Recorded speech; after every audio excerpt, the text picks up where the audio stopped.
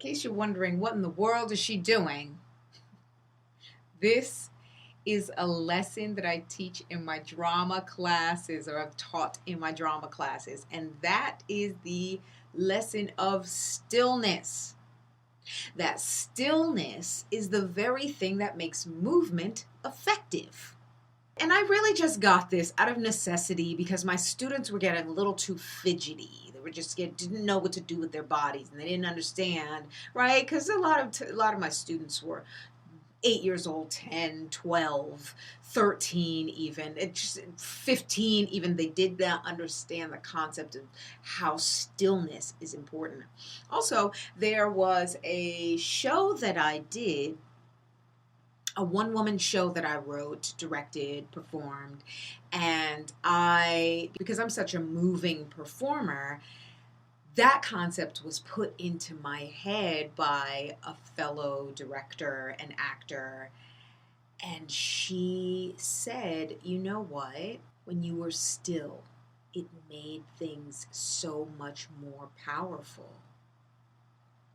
And she just put the concept of stillness in my head, and it kind of stayed with me, and I was like, whoa, that is huge, because I am such a mover. I'm constantly moving. Sometimes I have to remember when photographers are trying to get a shot of me, sometimes I'm just and I'm like, oh, that person was trying to get a picture of me. He probably didn't catch it. She probably didn't catch it.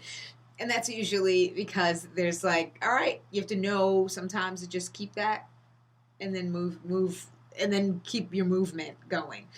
But I think I'm just so in the zone of movement that I just keep moving. That said, I learned the art of stillness and taught this concept to my students, also to help them with just embracing stillness. This was hard for my students. By the second year that we did this, they were like, okay, I think I got a hold of this stillness thing now.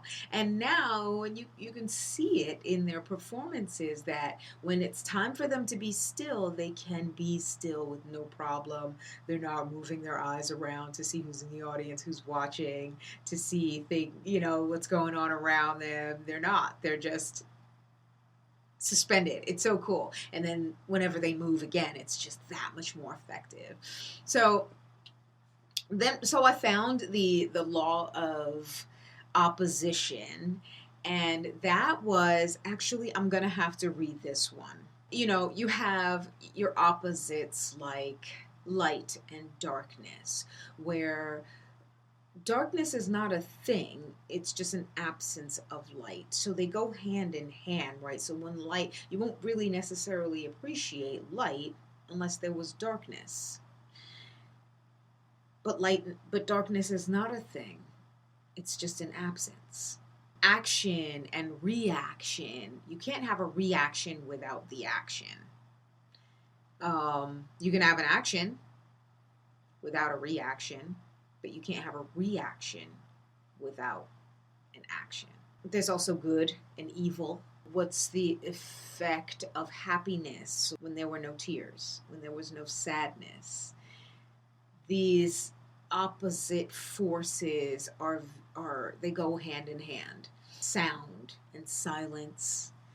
I always say, when I'm teaching music, or when I'm teaching a vocal music piece, when I'm teaching body percussion, which is making music with your body, there's chatter, especially when we want to run something, we want to rehearse something. So all right, there's usually chatter going on, and I go, okay, music starts with, and the answer is silence.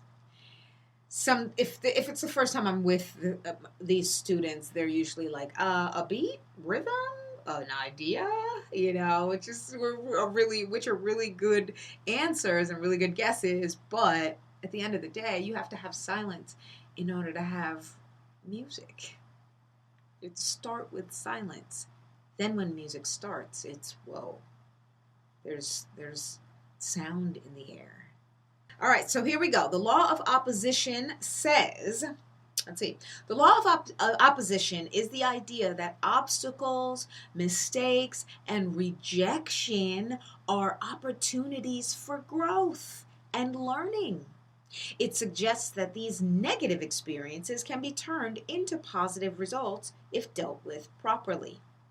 The law of opposition is based on the idea that opposites attract, and that you can't know one without the other. For example, you can't know what it's like to be happy unless you've also experienced sadness. Didn't I just say that? So we're going back to 2 Corinthians. I have to look it up. I'm afraid life is going by way too fast for me to memorize some of these. So I apologize. Oh, it is 2 Corinthians 12,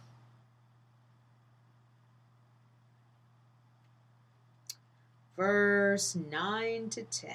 But he said to me, my grace is sufficient for you, for my power is made perfect in weakness. Therefore, and this is Paul talking again, the Apostle Paul, the teacher Paul. He says, therefore I will boast all the more gladly about my weaknesses, so that Christ's power may rest on me. They go hand in hand. The law of opposition. There ends the lesson of the day. I am Camille Who, the teaching artist, and I am